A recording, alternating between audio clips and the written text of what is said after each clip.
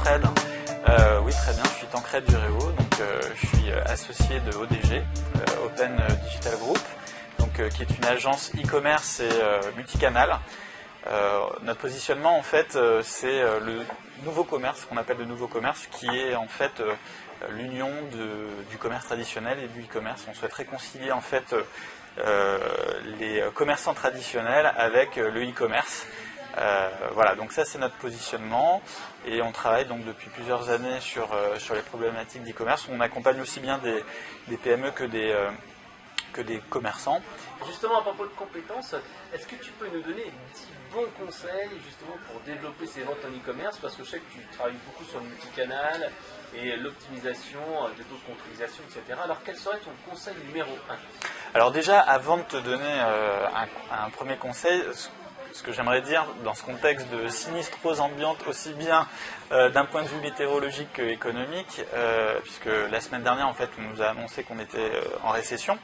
Il y a quand même un secteur qui est intéressant, c'est le secteur de l'e-commerce, puisqu'on est en progression de 14%, ce sont les chiffres de la FEVAD, en fait, pour le premier trimestre 2013, donc 14% de croissance pour la vente en ligne. Il faut savoir quand même que le e-commerce, c'est environ 40 milliards en France. C'est un panier moyen de 90 € pour 30 millions de consommateurs. Donc on est finalement sur un CA client de 1100 € par an, ce qui est quand même intéressant. Donc ça signifie en fait que finalement pour des commerçants qui ont du mal en ce moment, j'en connais certains, il y a des filons de croissance, notamment sur le e-commerce, puisque on peut finalement aller chercher une nouvelle clientèle. Sur le web. Exactement. Une clientèle qu'on n'aurait pas forcément trouvé. Voilà, exactement. Un petit e-commerçant à la ville de Bordeaux et qu'on en cherche des débouchés pour ces produits. Voilà. Donc du coup, mon premier conseil pour tous ceux qui souhaiteraient se lancer dans le e-commerce, dans la vente en ligne, ce serait déjà de le faire avec sérieux. Ça semble simple et logique, mais c'est important parce que c'est vrai que j'ai rencontré plusieurs personnes en fait qui se lancent dans le e-commerce un peu comme si elles lançaient un site internet. En fait, mon premier conseil ce serait d'aborder en fait le e-commerce comme une activité à part entière. C'est au même des moyens, de faire de la communication parfois différente de ce que l'on fait, reprendre ses plaquettes et se dire l'e-commerce est gratuit, je crée un site et c'est fini. Exactement. En fait, au même titre que lorsqu'on lance une activité ou un commerce, il y a un fonds de commerce, il y a un business plan, voilà, il y a des flyers, il y a des employés. Il y a un investissement financier, il y a des ressources humaines. Voilà, donc il y a toute cette étape en fait à bien ficeler. Sans forcément partir sur des choses complexes et stratosphériques, parce qu'on sait très bien qu'un business plan généralement il n'est pas respecté, mais au moins ça donne un cap et ça permet un petit peu de retomber un peu sur ce qu'on veut faire, exactement, et d'avoir une feuille de route, quoi. Exactement. Donc mon premier conseil ce serait pour tous ceux qui souhaitent se lancer dans le e-commerce, donc le faire de façon comment dirais-je professionnelle, avec un budget et exactement, un vrai projet. Deuxième conseil, en fait, c'est aussi bien pour ceux qui ont déjà une activité physique, enfin un commerce physique, c'est d'effectuer en fait un petit audit de leur activité et aussi de benchmarker les activités concurrentes, s'il y en a. En règle générale, à moins qu'on soit vraiment sur une activité de niche, c'est toujours intéressant de benchmarker. Et finalement, mon deuxième conseil, ce serait de s'inspirer des meilleurs. Parce que si Amazon, Rue du Commerce ou la Fnac font quelque chose, généralement il y a une bonne raison, un tunnel d'achat ou un bouton, un truc comme ça a une raison. Exactement. En fait, on va pas forcément reproduire exactement ce que fait Amazon parce que c'est un peu compliqué, mais il y a des principes de base qui sont finalement hyper importants aujourd'hui. D'ailleurs, on parle beaucoup on essaye toujours d'injecter des originalités, des innovations, mais déjà, je pense que si on intègre en fait des principes de base qui vont être, je vais en reparler, mais le service client, un bon catalogue, une bonne ergonomie, déjà on part sur un bon pied. Et donc deuxième point, effectivement, benchmarker en fait ce que fait la concurrence et finalement prendre le meilleur. Un peu à la méthode japonaise, et ça leur réussit. Troisième conseil, en fait, c'est de rassembler en fait les ratios qui vont permettre finalement de faire le suivi de son activité en ligne, et notamment de les intégrer dans un tableau de bord en fait, de simulation. Même avant de lancer son activité, ça permet un petit peu de retomber aussi sur ses pattes, de voir... Vérifier que ces hypothèses sont réalistes. Exactement. Et notamment, on va vite réaliser qu'il y a 3 indicateurs qui sont essentiels, qui vont être bien sûr le trafic, le nombre de visiteurs, le panier moyen et le TT, le taux de transformation. Donc à partir de là, une fois qu'on a intégré son tableau, on va pouvoir jouer en fait avec ces variables, et du coup ça permet finalement, en le reliant en fait à d'autres matrices notamment d'investissement, puisque pour générer du trafic il faut un investissement. Rapidement on va savoir si le taux de retour, et donc comment dirais-je, si le CA et la marge que l'on génère va couvrir en fait l'investissement, et donc si le retour sur investissement va être intéressant. Donc cette partie-là est vraiment importante, sinon je pense qu'on se lance un peu à l'aveuglette. Voilà, exactement. Quatrième conseil, donc, ce serait d'intégrer un catalogue produit qui soit pertinent, encore une fois, lorsqu'on est commerçant, lorsqu'on a une autre activité, il faut bien construire son catalogue, et notamment il faut optimiser ses fiches produits, peut-être reprendre des photos des produits, voir une vision 3D parfois. Exactement.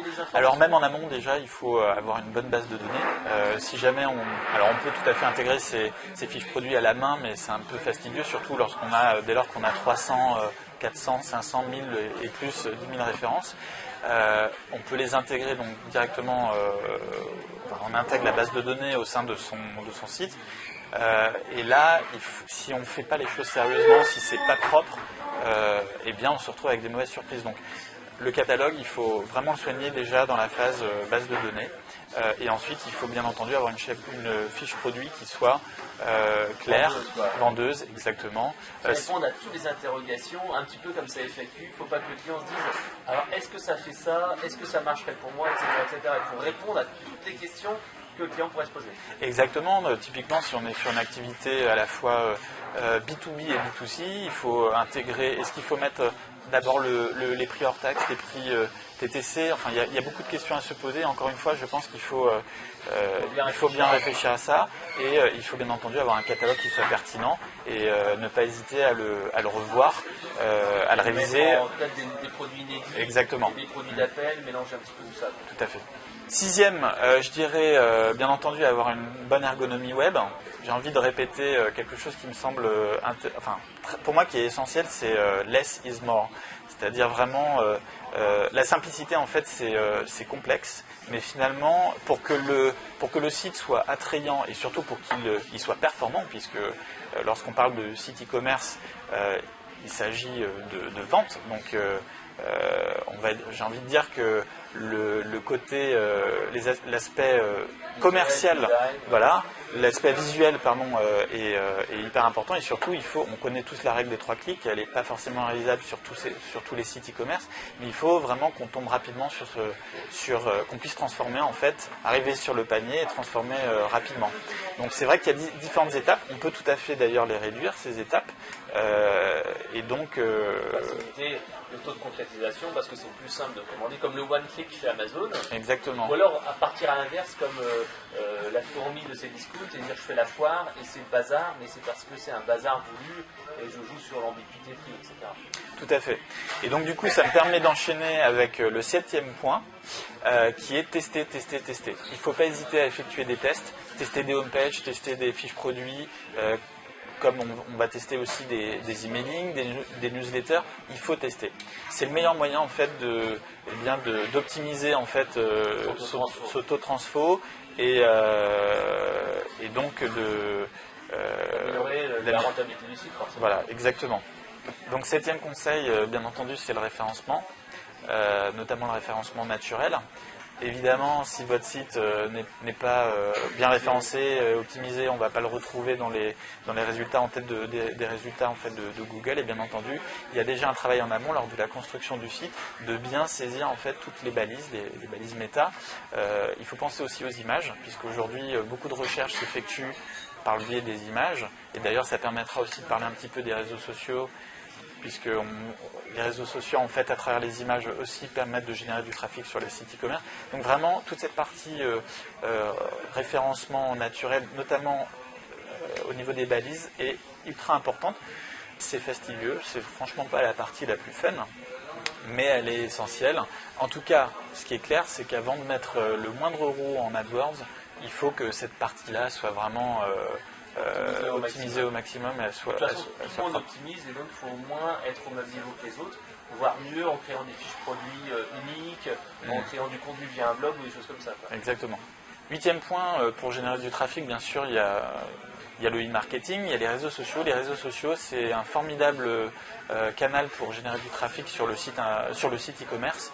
C'est gratuit et il ne faut vraiment pas s'en priver. Pour certains sites e-commerce, ça représente à peu près 30% à peu près. Il y a aussi les plateformes d'affiliation. On sait que les géants, encore une fois, s'inspiraient des meilleurs. Amazon, je n'ai plus le chiffre en tête, mais je crois que c'est aussi de l'ordre de 30%. Comment dirais-je, 30% du chiffre est généré par l'affiliation.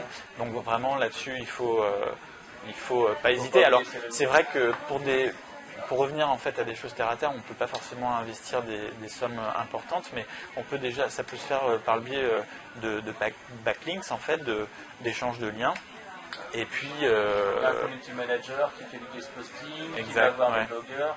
Donc c'est vrai que c'est gratuit, mais il y a un petit effort quand même derrière pour générer des liens et créer du contenu. De toute façon, on en revient toujours à la même chose. Il faut que, lorsqu'on se lance dans cette activité, il faut qu'il y ait une ressource en fait derrière. Soit elle est internalisée en interne, soit elle est externalisée. 9e point, les stats, donc avec Google Analytics, donc bien suivre les stats qui permettent le taux de conversion, le tunnel le taux de rebond, les sources, voilà, il y a beaucoup d'indicateurs. Donc ce qu'il faut, c'est se construire un tableau de bord. Encore une fois, je reviens au début, donc définir en fait ce qu'on appelle ces KPI, donc les indicateurs clés de performance, et les suivre quotidiennement pour suivre donc piloter son entreprise, piloter son activité. Voilà. Et savoir, tiens, je vais investir en AdWords, ou plus dans Facebook, ou plus dans LinkedIn, ou plus, par exemple, sur du blog, du guest posting, etc. Exactement. Donc ça prend un peu de temps, mais c'est essentiel pour poursuivre son activité et optimiser ses investissements. 10e point, je vais parler rapidement, donc bien sûr il y a la logistique, c'est essentiel. On peut déjà démarrer en envoyant ses colis soi-même, bien sûr. On peut aussi, dans la logistique, c'est important aussi, c'est d'intégrer la partie multicanal, cross-canal. Il y a des commerçants par exemple qui vont faire livrer chez un commerçant du coin. Voilà, exactement. D'ailleurs, même dans les activités de drive, ça se fait. Donc, ne pas hésiter vraiment il faut vraiment... la partie logistique, elle est essentielle. C'est une des parties les plus importantes pour... parce qu'en fait, c'est vrai que oui, à la première commande, généralement, elle n'est pas rentable avec les frais de port et les coûts d'acquisition. Il faut attendre la deuxième ou quelque chose comme ça. Alors, elle est je dirais pas, elle n'est pas toujours, c'est pas systématique, mais c'est vrai qu'il faut bien, il faut bien choisir en fait ses partenaires, et puis surtout il faut pas se rater sur les délais de livraison, puisque un client déçu il n'en reviendra pas. Et ça me permet d'enchaîner en fait avec un autre point qui est important que j'intègre dedans, c'est la relation client qui est essentielle. Je pense que c'est vraiment aussi le nerf de la guerre. Il faut être un numéro de téléphone, répondre, rassurer le client, puisqu'on sait bien que même si aujourd'hui, puisqu'on a 30 millions d'acheteurs en ligne en France, les gens, ça y est, ont passé le cap de la crainte d'utiliser leur CB en ligne, mais il faut quand même rassurer les clients s'il y a un problème sur le produit, les retours colis, voilà, exactement. Un formulaire de contact, tout à fait. Un FAQ, une extranet, etc. C'est essentiel. En fait, en lien avec la logistique, ce qui est intéressant aussi, c'est ne pas hésiter à utiliser les marketplaces. C'est essentiel, et notamment même des commerçants maintenant utilisent des marketplaces. Il y a des marketplaces qui se créent dans des centres-villes. J'en connais un notamment à Laval, puisque je connais très bien cette ville. Donc il y a par exemple Laval Magasin, donc qui est une marketplace qui réunit des commerçants physique cette fois. Des commerçants physiques, effectivement, qui n'ont pas forcément la possibilité de créer ou qui ne souhaitent pas se lancer dans le e-commerce, et donc du coup ça fédère tous ces commerçants qui deviennent e-commerçants et qui peuvent proposer leurs produits en ligne. Donc il existe beaucoup de solutions. Voilà, donc les 10 conseils pour se lancer dans le e-commerce. Donc en conclusion, se lancer dans le e-commerce, c'est porteur, puisque c'est un filon de croissance et aujourd'hui il y a pas il y a peu de secteurs en pleine croissance et il faut en profiter. Donc autant en profiter aujourd'hui. Et puis l'autre conseil, c'est le faire sérieusement et démystifier quand même, même si il faut le faire sérieusement, il faut se lancer, ne pas hésiter. Et si jamais vous souhaitez vous lancer et que vous souhaitez être accompagné, n'hésitez pas à nous contacter, on est là pour ça. Alors on va sur quel site internet alors? Donc vous allez sur le site opendigitalgroup.com qui est notre agence et on sera heureux de vous écouter et de vous accompagner dans le lancement de votre projet e-commerce. Voilà. Ok, merci Tancred et à bientôt. Merci Fred.